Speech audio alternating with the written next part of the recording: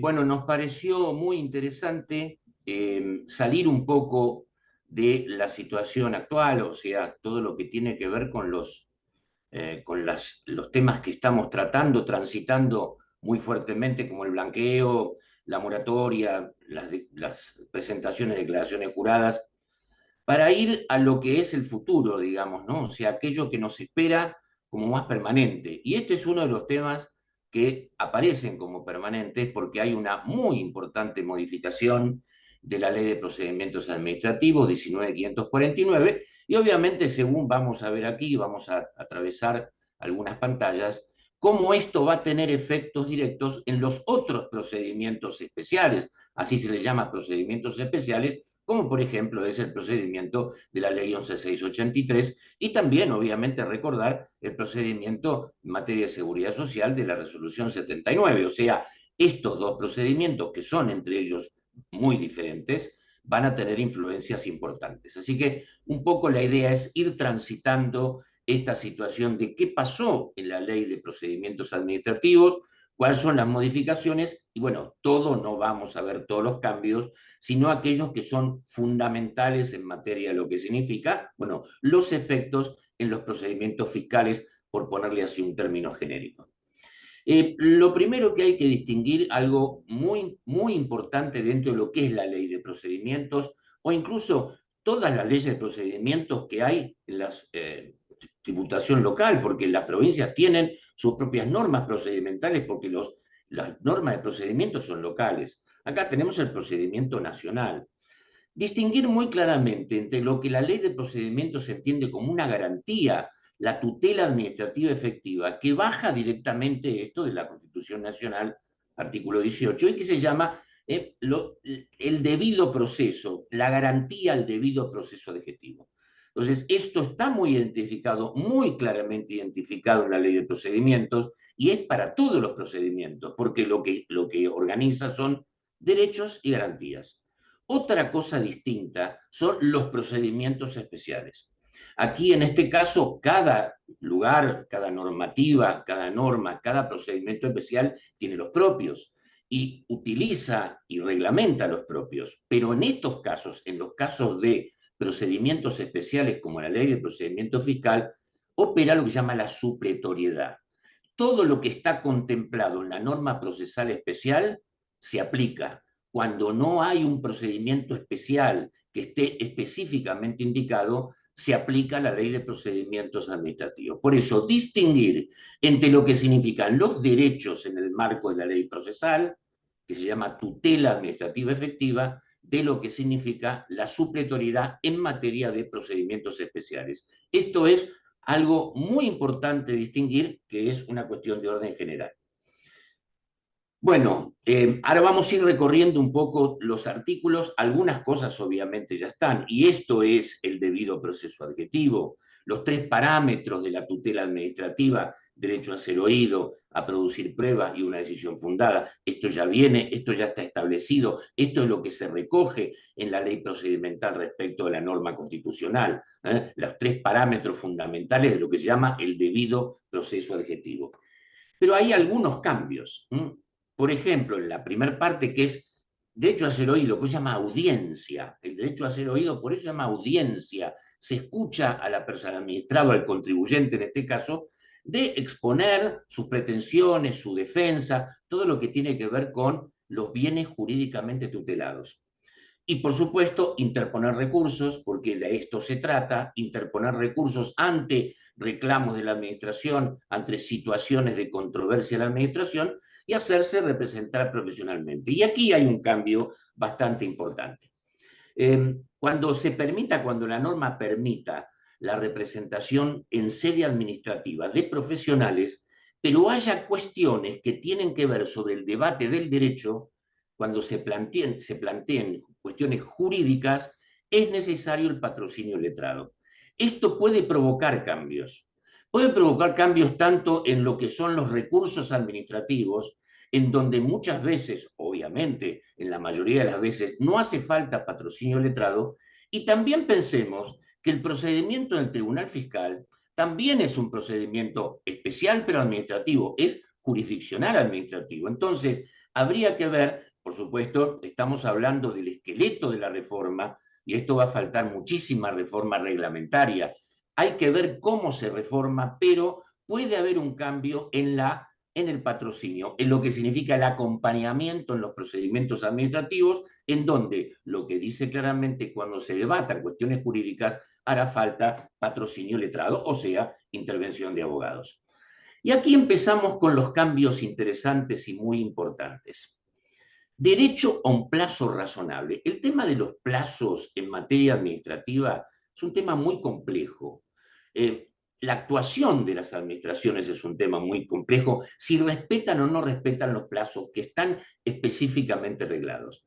Pero fíjense qué importante es que esto empezó. Hay un artículo nuevo en la 19.549, que es el primero bis, que tiene todo el decálogo de derechos. Y dice, derecho a un plazo razonable. La administración siempre está obligada a dictar un acto expreso. Esto nos pasa muchísimas veces con la Administración Fiscal Nacional, en donde hay notas, memorándums y nunca tienen una definición, con lo cual es muy importante que la Administración está obligada a dictar resolución expresa. ¿Por qué? Porque si no tenemos una resolución expresa, no tenemos un medio recursivo, por ejemplo, ante la justicia, es decir, agotar la vía administrativa. Importante, se llama derecho a un plazo razonable, en un plazo razonable y con resolución expresa, que es otro de los parámetros importantes del debido proceso adjetivo. Eficiencia burocrática, fíjense esto, qué importante es desde el punto de vista de la prueba. Los interesados no están obligados a aportar documentos que estén elaborados o que estén en manos de la administración fiscal. Por ejemplo, en muchas ocasiones presentamos recursos y nos exigen que presentemos el acto resolutivo. ¿Para qué? Si el acto resolutivo ya está emitido por la misma administración fiscal. Eso se llama eficiencia burocrática. ¿Para qué voy a reproducir o pedir o adjuntar documentos que están inclusive en muchísimas bases de datos? Esto es eficiencia burocrática.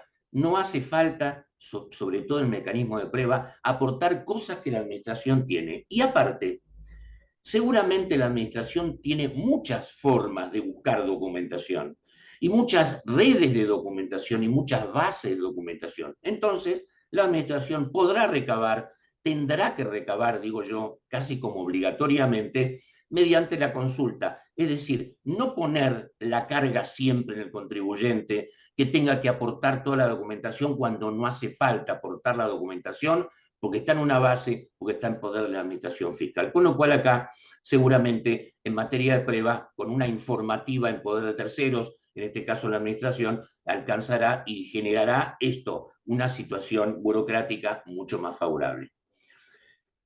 Y aquí venimos con tema de los plazos importantes. Cuando no se hubiere determinado un plazo especial, cuando no tenga plazo, o digo yo, cuando el plazo sea menor, estamos acostumbrados en muchos casos con la administración fiscal que nos notifican requerimientos con una cantidad importante de documentación o de tareas y nos dan 2 días. Esto no puede ser así. La misma ley de procedimientos, ahí perdido por el artículo 39, que son los deberes de colaboración, dice que no puede ser inferiores los plazos a lo que determine la ley de procedimientos administrativos, que por supuesto lo vuelve a reafirmar. No puede haber de ninguna forma un requerimiento, un emplazamiento, una intimación que tenga menos de 10 días hábiles. Esto es importante y tiene que ser respetado por la administración, y aquí está la reafirmación de ese concepto. Y por supuesto, cuando no se hubiere fijado un plazo menor, y en caso de interposición de los recursos, acá yo interpongo un recurso, y siempre nos pasa de que pasa tiempo, de que interpongo un recurso y tarda muchísimo en ser elevado donde corresponde. Bueno, aquí es importante entender que lo que dice el inciso G del primero bis, que la elevación a un estamento superior en las administraciones fiscales deberá hacerse en el plazo de 5 días, y esa omisión generará una situación de incumplimiento grave por falta del funcionario. Es decir, todo esto tiende a la agilización del procedimiento, al respeto de los derechos del contribuyente. Así que es muy importante también lo que se genera en esta materia respecto de los plazos específicos. Antes del vencimiento del plazo, muy importante el tema de prórrogas, que lo venimos batallando y sufriendo hace mucho tiempo. Antes del plazo del vencimiento, la Administración de oficio a pedido de parte podrá disponer su ampliación del plazo. Por ejemplo, un requerimiento. Ponemos requerimientos porque es un tema muy importante, porque hay que proveer una cantidad de información. Y dice, por el tiempo razonable que fijare mediante resolución fundada. Dos temas. ¿Qué es un tiempo razonable? ¿Es un tiempo acotado por la administración? No. La razonabilidad implica de la carga de trabajo. Si yo tengo una cantidad enorme de información, no puedo estar sujetando el plazo a plazos específicos que dice la administración, plazo razonable. ¿Y esto por qué lo decimos? Lo decimos y, por supuesto, si hay denegatoria del plazo, tendrá que ser comunicada. Esto es muy importante, esto es nuevo, y este plazo quedará automáticamente prorrogado por 2 días, o sea, tendrá que ser notificada tanto el otorgamiento como la denegatoria. Y fíjense qué importante, ¿por qué decimos lo de los plazos mínimos? Por la resolución 5364 del año 2023, lo que llama el CIACE, estableció la Administración Fiscal todo el mecanismo de las prórrogas. Y ahí dijo muy contundentemente que en ningún caso una prórroga se podrá otorgar cuando supere los 15 días. Esto no es razonable. Esto está en oposición a lo que está diciendo ahora la Ley de Procedimientos Administrativos. La razonabilidad no depende de un plazo, sino de las cargas efectivas que tiene el contribuyente para cumplirlo. Así que, muy importante, va a tener la Administración Fiscal que renovar su reglamentación en función de lo que ahora dice la Ley de Procedimientos Administrativos. Tema de la vista. Bueno, la vista, en el caso de los procedimientos especiales en materia impositiva, está resuelto porque la determinación de oficio se empieza con el corrimiento de una vista que tiene 15 días y prórroga, pero hay otros procedimientos que no lo tienen. El procedimiento en seguridad social no tiene la vista, es una notificación de un acta, con lo cual la vista siempre se otorga, siempre suspende los plazos para interponer los recursos y dice claramente que no podrá ser inferior a los 10 días. Esto también es muy importante y esto va a generar también una modificación en los procedimientos especiales. Plazo máximo. Esto siempre es un tema para nosotros. ¿Cuál es el plazo máximo que tiene la Administración Fiscal para expedirse? Bueno, cuando no se fije un plazo máximo, no podrá exceder de 60 días. Esto tiene una importancia fundamental cuando veamos en la última parte el tema del silencio de la Administración, que se modificó en forma muy fundamental. Y, por supuesto, siempre habrá que generar la comunicación a los contribuyentes, en este caso decimos contribuyentes, para todo lo que tiene que ver con, bueno, las resoluciones que va a emitir, la notificación de los actos que le pongan término, y esto obviamente va a tener, como decimos, una influencia muy importante en el silencio de la administración. Por supuesto, esto va a tener que ser todo reglamentado. Y tenemos ahora un decreto 722 con la ley de procedimiento 19.549 sin modificar respecto de qué procedimientos son especiales. Y obviamente dentro de los procedimientos especiales está el procedimiento fiscal 11.683 y los procedimientos en seguridad social. Con lo cual, seguramente en estos 120 días también tendrán que adecuarse los procedimientos especiales para, bueno, conjeturar lo que significa el procedimiento administrativo. Y aquí están los temas, yo diría, más centrales en esto. Estos se llaman vías de hecho. Y acá lo que dice claramente el artículo 9 es de qué se tiene que abstener la administración fiscal, en este caso decimos, o las administraciones, de llevar a cabo comportamientos materiales que impliquen vías de hecho. Las vías de hecho son lesivas, son comportamientos lesivos a los derechos jurídicamente tutelados, de poner en ejecución un acto pendiente con recursos, o sea, de impulsar la ejecución fiscal, de impulsar la ejecución del acto habiendo recursos pendientes. Y fíjense la importancia de estos dos puntos, del C y del D. Establecer mecanismos electrónicos, informáticos o de otra naturaleza que, mediante la omisión de alternativas u otros defectos, pongan situaciones de conducta legalmente proscritas. Es decir, de monitorear los procedimientos electrónicos. Los procedimientos digitales no pueden ir en contra de los contribuyentes, tienen que ir a favor, y si tiene que modificarlo, lo tendrá que modificar. Y el último, que es muy importante, de imponer por sí medidas que por su naturaleza exijan la intervención judicial previa, los embargos. Los embargos antes de generar la autorización del juez. Esto también es una cuestión muy importante. Nos hace pensar, ¿podrán ser determinados embargos preventivos sin la intervención del juez? De ninguna forma. Se tiene que abstener. Y estos son vías de hecho, y esto está prohibido para la administración. Muy importante esto que tenemos que reconocer. Y llegamos al silencio. Siempre, tradicionalmente, y en el derecho administrativo, el silencio fue negativo. Cuando yo interpongo un acto, pido un acto, interpongo un recurso o acto o petición, siempre el silencio se entendió como negativo, o sea, la denegatoria ficta de la administración cuando no contesta. Y acá el silencio cambió y tiene dos partes importantes. El inciso A: en el caso de pretensiones que requieren un procedimiento, o sea, un recurso, la presentación de un recurso administrativo se interpreta como negativa si no se contesta. Esto sigue siendo igual, salvo mediante que pueda conferirse al sentido positivo. O sea, si yo estoy determinando una situación de silencio, la respuesta de la administración en el caso de recursos que tienen un mecanismo resolutivo, en ese caso el silencio es negativo. Por supuesto, vuelve a reiterar el tema de los 60 días, o sea, los 60 días de plazo para expedirse. Pero el silencio en este caso es negativo. Pero ¿qué pasa en el caso de cuando yo pido una autorización, le pido que la administración fiscal actúe? Por ejemplo, le pido un certificado en exención. Por ejemplo, es un caso. ¿Qué pasa si yo le pido un certificado y entonces en el plazo previsto no me lo otorga? Ahí el silencio tiene sentido positivo. ¿Qué quiere decir sentido positivo? Una vez que pasó el término previsto por la norma o los 60 días, configurado el silencio positivo, el interesado podrá exigir la inscripción registral, emisión del certificado de autorización. Vamos al ejemplo. Yo pido un certificado de no exención. Pasan 60 días desde que, obviamente, hice el pedido formal. No se expide la administración. Habitualmente yo lo que hacía era interponer un pronto despacho. Aquí es directamente positiva. Entonces ya no voy a interponer un pronto despacho, voy a pedirle la emisión del certificado de no exención.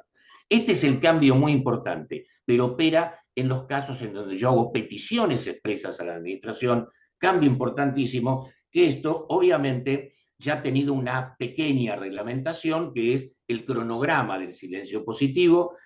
Se tendrá que instrumentar estos mecanismos del silencio positivo en dos plazos, para una cantidad de reparticiones a partir del 1 de noviembre. Esto va a modificar temas que tienen que ver con la TAD, obviamente va a tener que haber adecuaciones en los procedimientos administrativos en los casos de positividad, y también establece la decisión administrativa que a partir del 1 de diciembre los organismos descentralizados deberán implementar el silencio en sentido positivo. ¿Qué quiere decir esto? Que a partir del 1 de diciembre del 2024, todos los organismos públicos y descentralizados van a tener que tener instrumentados los mecanismos para el silencio positivo. Es decir, la reacción inmediata ante el paso del tiempo y que se entienda como positivo el silencio. Muy importante. Y obviamente siempre tenemos la posibilidad de lo que significa el amparo por mora ante la administración. Seguramente esto seguirá sucediendo. Es decir, habrá, inclusive en casos recursivos, donde nos expidan los 60 días. Entonces, ¿qué posibilidad tiene el administrado? Bueno, siempre tiene la posibilidad del amparo por mora, que es un mecanismo judicial. Puede solicitarlo judicialmente para que se libre pronto despacho. En general, la jurisprudencia es muy fina en este sentido, y para el amparo por mora en general se pide un pronto despacho administrativo. Está bien, se pide el pronto despacho, salvo en los casos, ya reitero, cuando hay positividad no va a hacer falta, obviamente, porque es automático. En los casos en que tiene que expedirse y no lo hace, se puede interponer el amparo por mora, dicha orden será procedente cuando la administración hubiere dejado vencer los plazos fijados. Por ejemplo, los 60 días para expedirse, que son el plazo máximo. Y obviamente, presentado el petitorio, el juez, si hubiere vencido el plazo el efecto o si considera irrazonable la demora, requerirá la intervención de 5 días hábiles para que informe las causas de lo que significa, bueno, haber demorado, haber incumplido los plazos. Recopilación. Tenemos reformas muy importantes, reformas que tienen que ver desde hace muchos años que estaban pendientes. La reforma de la ley de procedimientos administrativos se ha tornado mucho más garantista y lo que va a tener que suceder en un plazo muy breve es su reglamentación y su adaptación por parte de las distintas administraciones fiscales. Muchas gracias y que estén muy bien y aguardamos las preguntas. Gracias.